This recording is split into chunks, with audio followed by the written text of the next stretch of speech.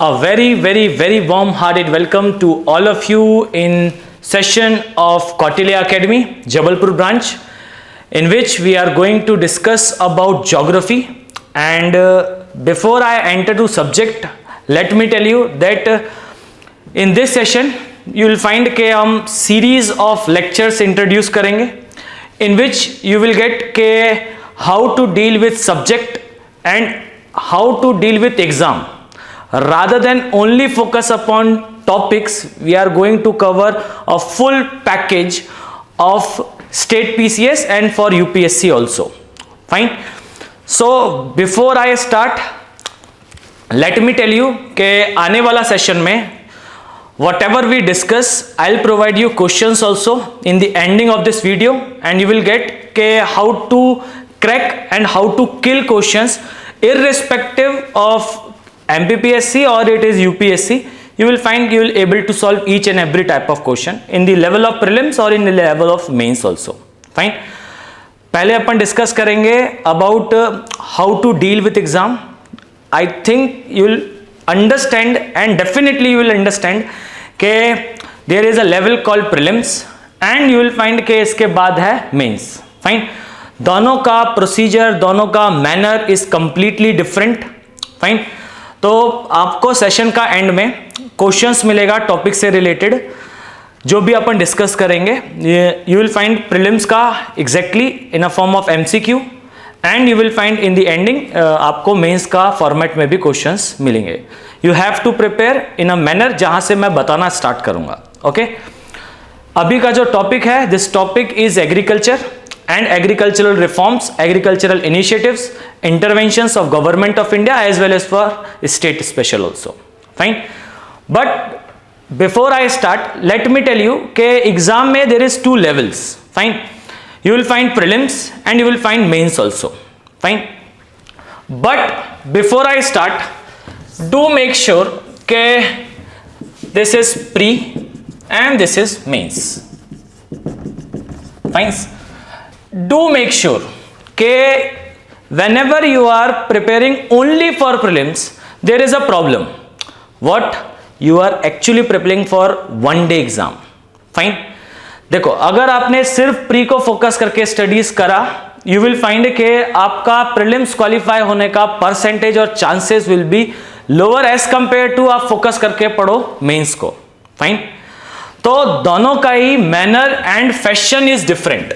Fine.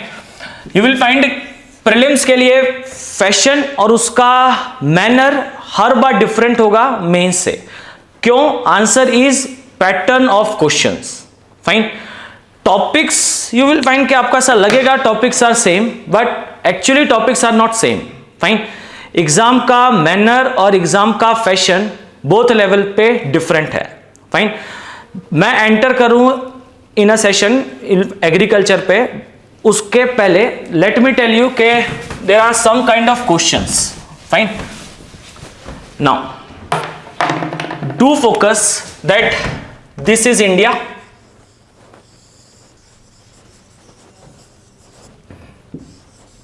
And you will find के why in prelims there are certain kind of questions only belongs to a particular area. Fine. Which is northeastern part of India. Why UPSC and state PCS always used to focus on northeast? Reason is iska importance. Now you will find this is called Himalayas. Fine. This portion is called Himalayas. This part is Himalayas. Fine. Great Himalayas. Why we used to call it great? Not only because it is part of India. It is because इसका strategical importance, इसका mineral importance and so on and so forth. Fine. You will find this is India. This is Himalayas. Now you will find this part. This is called Peninsular India. Fine. This is Peninsular India. And now the middle portion. This portion is called Great Indian Plain. Fine. This is area of Great Indian Plain. Now you have to focus that northeastern part में आपको मिलेगा इधर पे is Himalayas. fine. This is part of Himalayas. You will find this part is also Himalayas, fine. Now you will find इधर पे आपको मिलेगा peninsular India का पार्ट ऑल्सो.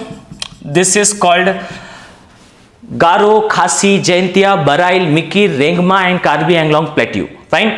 सो इधर पे आपको पेनिनसुलर इंडिया में मिलेगा एंड यू विल फाइंड के देन आपको इस पोर्शन में मिलेगा great Indian plain also, fine.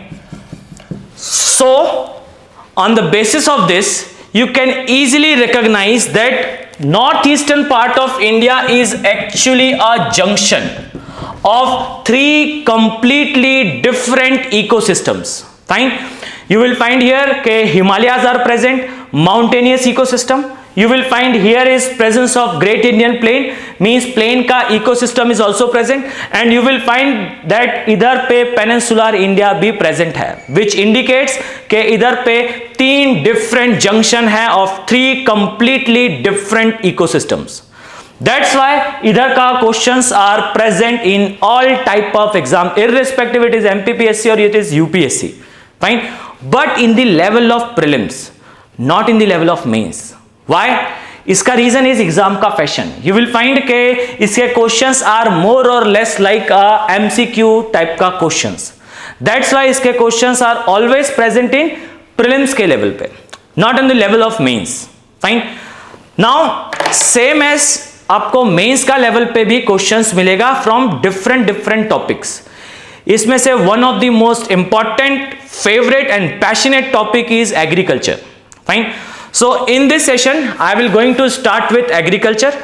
ये prelims के level पे आपके लिए important है but not on the level of mains. So I'll start with agriculture, fine. I hope you can easily understand what is the meaning of agriculture. Agriculture means krishi. Now to focus,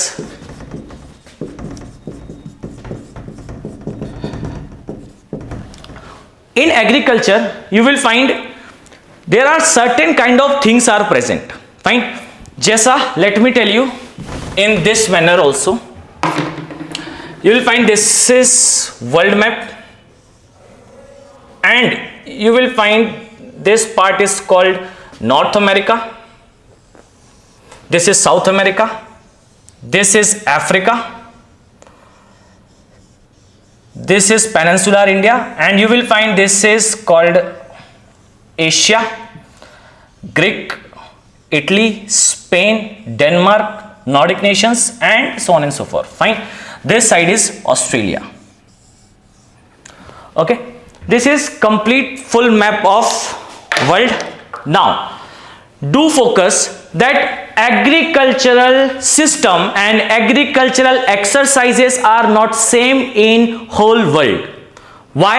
Because agriculture is highly depends upon climate, agriculture is highly depends upon soil, agriculture is highly depends upon potential of that area, of that particular person, fine. जैसा you will find this is USA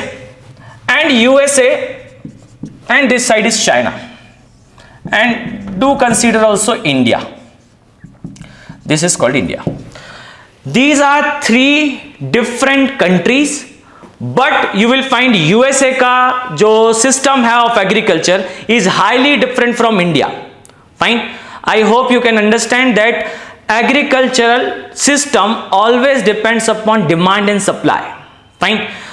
अगर आपको किसी crop का, किसी food का requirements are high, then you will find udhar ka farmers used to produce that particular crop, fine. In India we prefer to eat roti, we prefer to eat rice, we prefer to eat paddy. You will find it, that's why India and that's why China are largest producer of wheat and largest producer of rice. But in USA you will find these nations are meat eating nations, fine. So idhar ka main food is meat, and that's why they are not going to produce, the farmers will not going to produce rice or paddy and so on and so forth. Now क्या produce करेगा farmer? Then farmer will going to produce makai, which is called maize. You will find corn. Why they used to produce corn? Because this is main food for animal husbandry. You will find healthy animals, big size animals, with fat and muscles. That's why they used to produce maize, or you can say whatever the things is, whatever the input for animal husbandry. Fine. तो इधर पे agricultural system, agricultural values, agricultural exercises are completely different from this region. Why? Because food culture, because agricultural exercises are completely different to each other. So is it clear? Do make sure कि I am explaining you in a direction. Fine. तो उसी direction में जाओगे, you will find you will able to solve each and every question. Okay.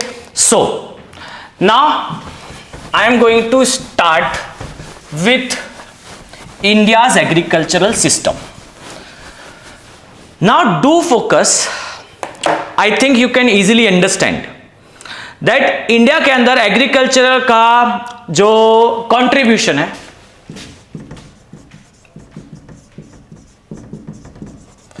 Agriculture का contribution in India, do focus के 1950 and 2020 around. Fine, 2022 भी mention कर लो. Fine. Now you will find के 1950 में इंडिया का जीडीपी में contribution of agriculture was around 50%, or you can say more than 50%. Do make sure datas are not important. I am just explaining you. So do focus upon concept rather than datas. Okay. So you will find के 1950 में India का GDP में contribution of agriculture was around 50%, and nowadays you will find के India का GDP में contribution of agriculture reduces to 14 and 15% only. Now focus on this statement कि 1950 में India का जीडीपी में 50% जो पार्ट था belongs to agriculture, and nowadays these are limited to 14 to 15% only. Why? You will find कि India के अंदर जो इकोनॉमी है उसका statement, I hope you can relate also, that India is agricultural based economy. India का agriculture, India का economy is highly based on agriculture. Why? You will find के India का जीडीपी में if contribution is only about 15 और 14%, then why we still use to call that India's economy is agricultural based economy? Answer is, you will find के India का population का more then 50%, specifically बोले तो directly and indirectly include करोगे तो then 73% of India's GDP, India's population belongs to agricultural practices. So conclusion is कि India के economy को हम एग्रीकल्चरल बेस्ड इकोनॉमी इसीलिए बोलते हैं, नॉट बिकॉज ऑफ के एग्रीकल्चर का contribution is high, is because India का maximum population is exercising agricultural practices. Fine. So do make sure के इंडिया का इकोनॉमी एग्रीकल्चरल इकोनॉमी है, इज बिकॉज ऑफ इंडिया का GDP? No, is because of India का population. Fine. तो my first statement is, let me consolidate that first statement is, world का GDP में, India का GDP में agriculture का contribution is low, but population exercise करता है एग्रीकल्चर को, mass population of India. Fine. World के अंदर agricultural practices are completely different, और ये agricultural practices are always and always use to depends upon demand and use to depends upon supply. Fine. Clear? Now you will find कि India के अंदर GDP में contribution सिर्फ 14 to 15% का है. Fine. वापस आओ इसी स्टेटमेंट पे, ध्यान से इमेजिन करो. यू विल फाइंड के इंडिया के अंदर agricultural policies and intervention by government of India, ये पॉलिसी एंड इंटरवेंशंस में कुछ तो भी एक लार्ज चेंज था. You will find there are certain kind of policy level mistakes by previous governments in India. के इंडिया के अंदर जो जीडीपी है जिसमें एग्रीकल्चर का कंट्रीब्यूशन वाज 50%, नाउअडेज ये सिर्फ 14 to 15% है, which used to indicate के previous government में और current government, whatever the government is, certain kind of policy level mistakes are always present. That's why India के अंदर आज के टाइम पे जीडीपी में एग्रीकल्चर का कंट्रीब्यूशन कंटिन्यूसली डिक्रीज हो रहा है. And you can easily relate that recent Narendra Modi government used to say that we want doubling of farmers income. Why they want to double farmers income? Because you will find कि agricultural based जो population है, if a country wants to be more developed, if a country wants to be more advanced, the thing which is required is money. And the only potential is कि आप ये 50 or 73% population का income increase करो.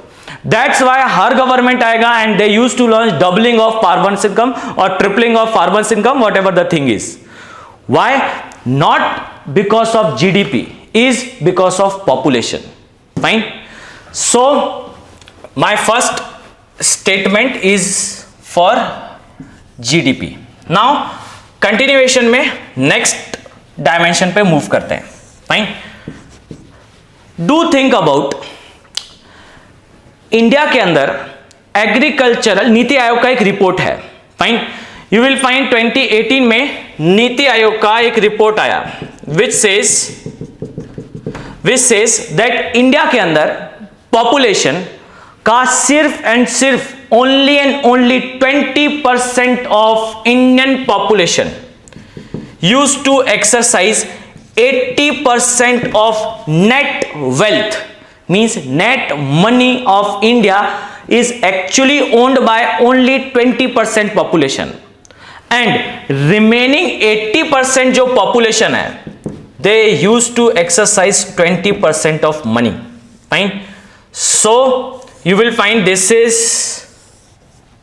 population and this is money. Fine. So you can relate कि India का 20% population India की money का 80% own करता है, एंड इंडिया की रिमेनिंग 80% पॉपुलेशन बेसिकली 20% मनी को एक्सरसाइज करती है. नाउ इस स्टेटमेंट पे फोकस करो. यू विल फाइंड कि इंडिया के अंदर there are 2 type of classes are present. First class is elite class which is rich, which is powerful, which is having more representation. And you will find के एक class है which is poor, which is alienated, which have lesser representation. Now you can relate that this 73% population majorly or in a broader sense you can say कि ये इस 80% पे belong करती है. Fine. So India के अंदर GDP में contribution में 3rd नंबर पे आएगा एग्रीकल्चर. पॉपुलेशन में एग्रीकल्चर फर्स्ट नंबर पे है, एंड यू विल फाइंड के वेल्थ का केसेस में this is poor also. So on the basis of this I can say that India के अंदर rich is rich and poor is still poor. Why? Because certain kind, I repeat the statement, that certain kind of policy level mistakes are present or policy level things which can be done or which may be done. Fine. But हुआ नहीं. So that's why you will find कि India के अंदर agriculture थोड़ा सा week है. Fine. अब देखो इस जर्नी को थोड़ा सा आगे लेके जाते हैं. फाइन. नाउ जस्ट इमेजिन कि यू आर अ पर्सन और you are PM of India. Fine. World का सबसे बड़ा डेमोक्रेसी का सबसे बड़ा लीडर इज यू. नाउ अब आप चाहते हो टू चेंज इंडिया और to take reforms. You want new India. Now what you will do? You want money, you want wealth, जिससे आप वेलफेयर इंटरवेंशंस को एग्जीक्यूट कर पाओ. So for doing welfare essential thing which is required is money. अब आपको चाहिए money. You are PM and you want money for doing welfare. अब now जब आपको मनी चाहिए है तो आप क्या इंट्रोड्यूस करने वाले हो? For money you will going to introduce taxes. Fine. तो आपको वेलफेयर करना है, आप लगाओगे टैक्स. Now tell me कि इंडिया के अंदर टैक्स कौन पे करेगा? विच इज पुअर और विच is rich? Now you will find के ये वो पॉपुलेशन है 20% जो ओन करता है इंडिया के अंदर 80% ऑफ वेल्थ. नाउ इंडिया के अंदर 80% वो पॉपुलेशन है जो ओन करता है 20% of wealth. Now you will find के अगर आप चाहते हो to collect more and more amount of tax, you have to introduce tax on this 20% population. Fine, you will going to introduce tax on this population. Do make sure कि आप taxes का system लेके आओगे जिधर पे heavy taxes are redistributed toward rich person. Fine, and now आप क्या करोगे, इस 20% पॉपुलेशन से हैवी अमाउंट ऑफ मनी निकाल के आप डालोगे किस साइड, पुअर के साइड। फाइन, और in a form of what, in a form of PDS, public distribution system, in a form of MSP, fine, minimum support price. So do make sure के आप PM हो, you have to do welfare, and welfare wants money, money can only be collect through tax, and tax वो person pay करेगा which is rich in nature. Fine, rich in nature means ये 20% population. Fine, सो इस nexus को एक बार दोबारा mind पे repeat करो। Fine, now you will find के अब आप टैक्स लगाने वाले हो 20% पॉपुलेशन पे। Now take a pause and दोबारा सोचो। Fine, you are going to put tax on this 20% population, और ये 20% पॉपुलेशन कौन सा है, you will find this 20% population is non-agricultural population. Fine, this is non-agricultural population. और ये non-agricultural population कौन सा है, you will find ये वो population है जो basically आपकी GDP का remaining 85% contribution कर रहा है। So ultimately आप क्या करने वाले हो, आप टैक्स उस पॉपुलेशन पे लगाने वाले हो जो पॉपुलेशन आपका जीडीपी में 85% का कंट्रीब्यूशन करेगा। बट अगर आपने इस पॉपुलेशन पे टैक्स नहीं लगाया, सो यू विल फाइंड के जो पुअर है इसके लिए आप वेलफेयर नहीं कर पाओगे। You will find that you are not able to do welfare, you will find you are not able to execute welfare schemes. Why? Because आपके पास मनी नहीं है। फाइन, और यही वो सर्किल है जो हर बार इंडिया में एग्रीकल्चरल रिफॉर्म्स को स्टैग्नेंट कर देगा। कैसे? सो आप लगाओगे टैक्स, किस पे लगाओगे, विच इज रिच, बट वो rich person is actually part of India का बड़ा सा जीडीपी। आपके जीडीपी का प्रोमिनेंट पोर्शन बिलोंग्स टू एक ग्रुप, और उसी ग्रुप के ऊपर आप टैक्स लगाओगे। सो हर बार आप on the name of doing welfare आप डिस्करेज करोगे डेवलपमेंट इंडस्ट्री को। Fine, so this is a nexus, that's why UPSC and state PCS are highly interested in agriculture. Reason is this nexus. If you want कि India में development हो और India developed nation हो जाए, per citizen income must be high. Per citizen income must be high can only be achieve by applying tax on rich on this 20% population। और जब आप इस 20% पॉपुलेशन पे लगाओगे टैक्स, दोबारा आप उसी क्वेश्चन पे आ जाओगे। द क्वेश्चन इज कि आपका जीडीपी में जो कंट्रीब्यूट कर रहा है उसको आप कंट्रीब्यूशन के लिए डिस्करेज कर रहे हो। एक इंडस्ट्रियलिस्ट है और एक फार्मर है। Farmer is poor, now you want के फार्मर रिच हो जाए। सो आप इंडस्ट्रियलिस्ट को बोलोगे कि you have to pay corporate tax which is around 40%, and then ये 40% कॉर्पोरेट टैक्स को निकालोगे और फिर डालोगे इसको in a form of subsidy, in a form of various other loan reforms in agriculture. So वो जो पुअर फार्मर है उसका इनकम इंक्रीज हो। बट इसी इंटरवेंशन में आप बेसिकली जब 40% कॉर्पोरेट टैक्स लगाओगे, जो कॉर्पोरेट इंडस्ट्री है दे यूज्ड टू से के इंडिया के अंदर basically tax law are very hard, and इसी के कारण ये जो इंडस्ट्रीज हैं ये डिस्करेज होगी इंडिया में स्टैब्लिश होने से, एंड दैट्स व्हाई आप इंडस्ट्रियली ग्रोथ नहीं ले पाओगे। सो इंडस्ट्रियल ग्रोथ लो होगा, कंट्री का जीडीपी लो होगा, और यही वो नेक्सस है जिसके कारण इंडिया के अंदर एग्रीकल्चरल रिफॉर्म्स जल्दी एग्जीक्यूट नहीं होता। Fine, so do make sure कि आपका जो भी मेंस का आंसर होगा उस आंसर में ये नेक्सस दिखना चाहिए। You will find another report of Niti Aayog which says, if I am not wrong, then ये report 2018 में आया था and this report is around 2017. NITI Aayog used to say कि इंडिया के अंदर जो मनी है in a form of money, hard liquid, you will find के नीति आयोग says कि hard liquid 1% population के पास concentrated है 99%. So hard liquid is concentrated on 1% population and remaining 99% population hard liquid का only 1% exercise करती है. 1% population 99% liquid, 99% population 1% liquid. This is the reason why in India each and every development initiative used to face certain kind of default and certain kind of failures. Fine. This is a introduction of India's agricultural exercises and initiatives. तो ये basically वो nexus है.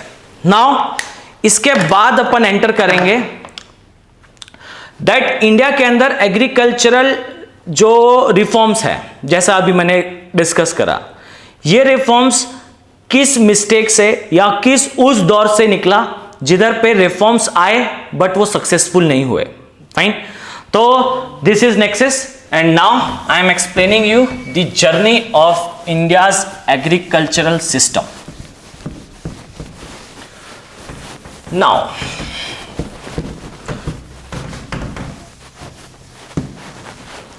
Do make sure के this is India.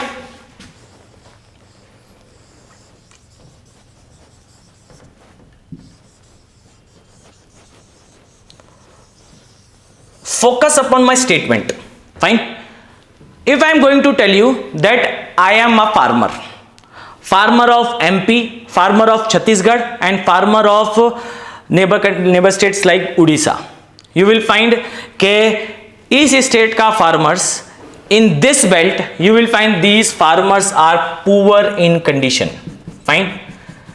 Reasons थोड़ा देर बाद discuss करते हैं. Fine. Now you will find another dimension.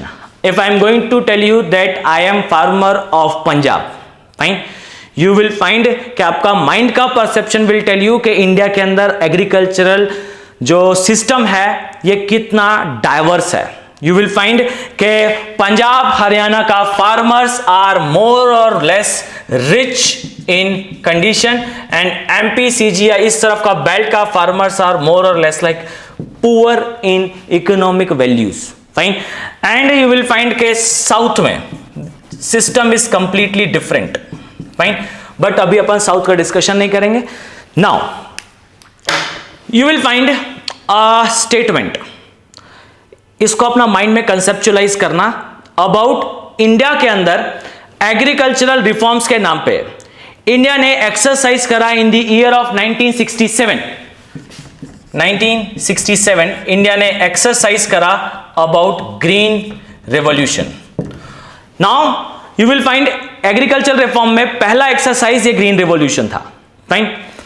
If I am going to tell you that India के अंदर cancer problem in Punjab, India के अंदर type 2 diabetes in south, India के अंदर more hierarchical structure in UP and Bihar, specifically says तो more burqa and more parda is present in UP and Bihar is because of green revolution.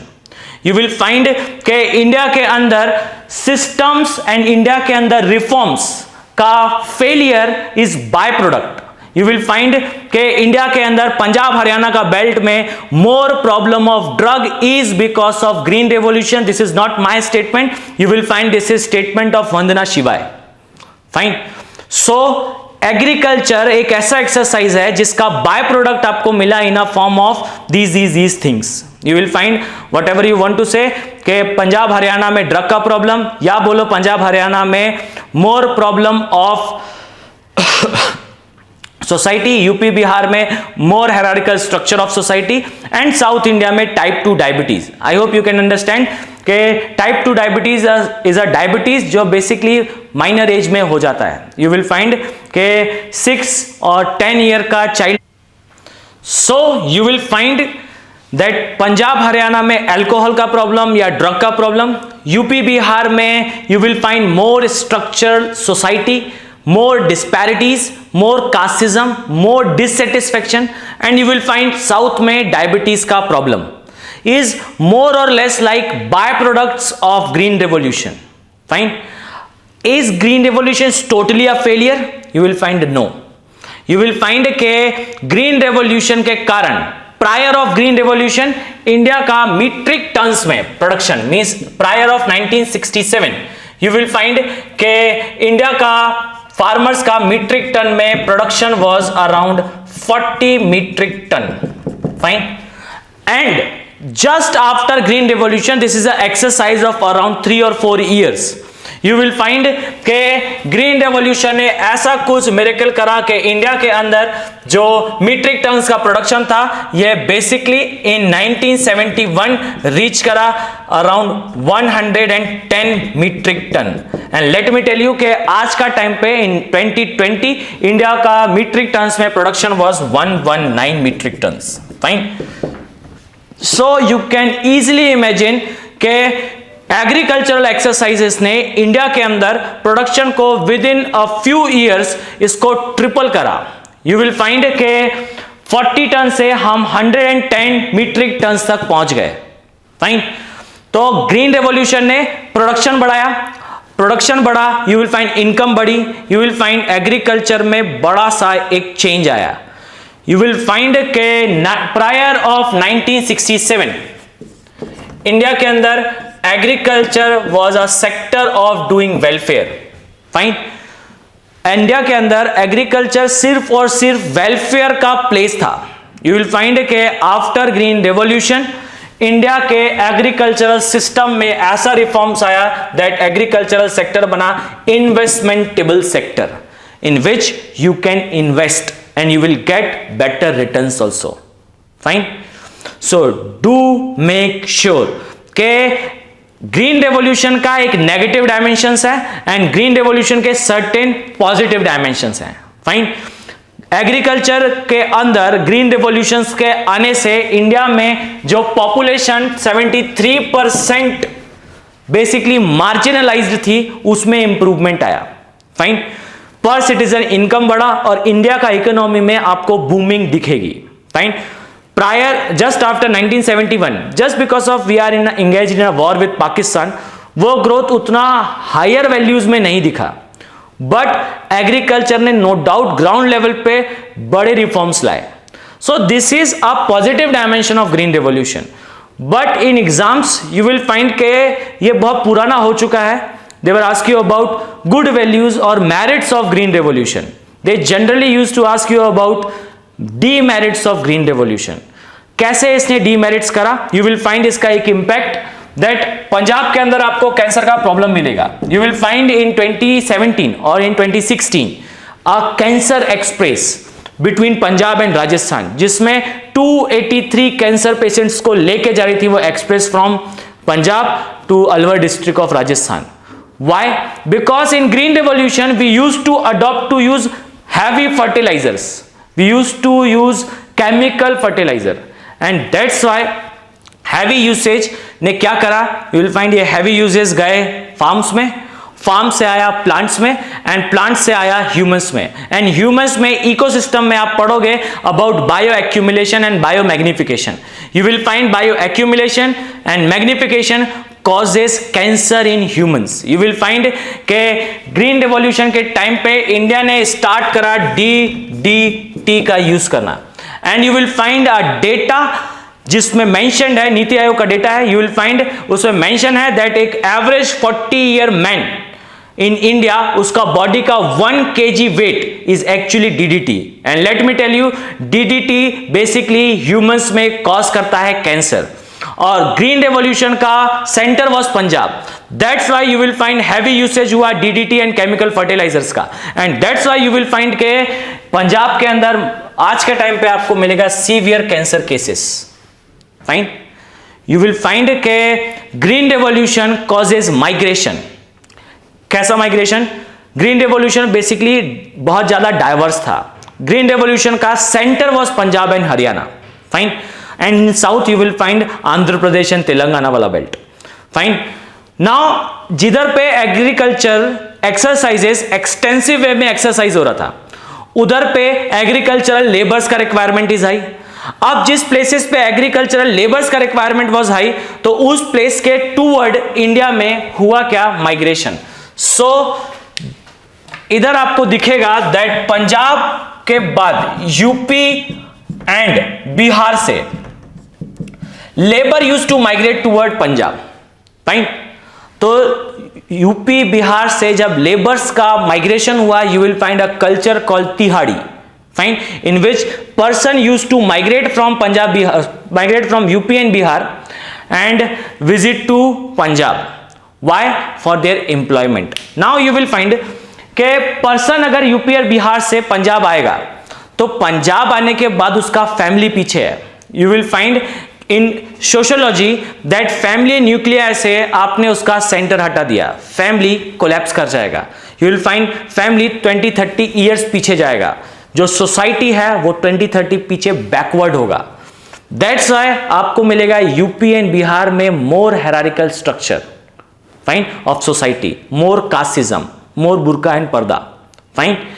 Now other dimension is you will find south में agricultural reforms आए, green revolution आया, and green revolution basically area centric भी था, and you will find agriculture is also centric on certain crops only.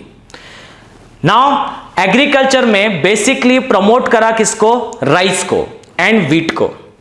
Fine. Do focus on this के India में agricultural reforms आए, green revolution आया, कुछ area में ही कॉन्सेंट्रेटेड था, एंड देन आफ्टर ये क्रॉप्स में भी राइस एंड व्हीट पे कॉन्सेंट्रेटेड था. Fine. Now government of India used to decide कि हम प्रमोट करेंगे एक टाइप का होमोजीनियस क्रॉप, फाइन, राइस का. सो पूरे इंडिया में एक जैसा राइस आया, fine, which is quite dwarf variety of paddy. Fine. अब डॉर्फ वैरायटी ऑफ पैडी पूरे इंडिया में प्रमोट हुआ, बट क्या इंडिया के अंदर climatic conditions are same? Is India is homogeneous in climate? Answer is no. You will find के north का climate is completely different from south. South के पास अपना एक अलग टाइप का crop of paddy was present. Fine. अब वो क्रॉप उसी एरिया का था एंड उसी एरिया में इवॉल्व हुआ था, एंड पर्सन का immunity was according to that crop. Fine. But later phases पे जब गवर्नमेंट ऑफ इंडिया ने होमोजीनियस क्रॉप लेके आया, paddy throughout the India एक जैसा हुआ, यू विल फाइंड के इंडिजिनस क्रॉप को रिप्लेस करा डॉर्फ वैरायटी ऑफ पैडी ने. और जब डॉर्फ वैरायटी ऑफ पैडी ने रिप्लेस करा, then it causes what, then it causes south में टाइप 2 डायबिटीज. अब ऐसा नहीं है कि इज लाइक अ कोल्ड के आज आपने राइस खाया और कल आपको कोल्ड हो गया. This is a genetic changes. Fine. Diabetes basically modern ages में आप देखोगे, जब आप स्टडी करोगे इन बायोलॉजी, ये जेनेटिक इन नेचर होता जा रहा है, हायरार्किकल इन नेचर होता जा रहा है. यू विल फाइंड के पैडी का होमोजीनियस स्ट्रक्चर जब साउथ में आया, दे यूज टू रिप्लेस पुराना वाला सिस्टम विद बासमती और with other type of paddy. अब अदर टाइप ऑफ पैडी जब साउथ ने यूज करना स्टार्ट करा लॉन्गर ड्यूरेशन में, स्पेसिफिकली बोले तो आफ्टर 2002 टाइप 2 डायबिटीज का केसेस इंक्रीज होना स्टार्ट हुआ. फाइन.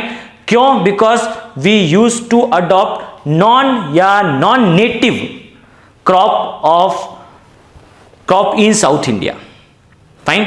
यू कैन अंडरस्टैंड के साउथ में ये प्रॉब्लम 2002 से अपना पीक पे आएगा in the year of 2012. Reason is genetics. जैसे जैसे ऑफस्प्रिंग आएंगे वैसे वैसे वो offspring over the period of time weak होते जाएंगे, और weak offspring causes more and more destruction. Fine. So ये कुछ रिफॉर्म्स हैं जो गवर्नमेंट ने लेके आया, जिसमें से फर्स्ट इज ग्रीन रेवोल्यूशन. इसका सर्टेन प्रोज हैं एंड सर्टेन डीमेरिट्स हैं. फाइन. तो आपका answer must be in a manner.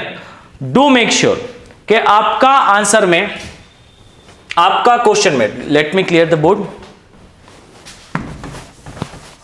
आपका क्वेश्चन हर बार, आपका आंसर हर बार डिपेंड करेगा कि क्वेश्चन में कैसा आया है। फाइन। अगर क्वेश्चन सिर्फ और सिर्फ फोकस्ड है about demerits of green revolution, then only thing which you have to do is a general introduction of question, general introduction of your answer.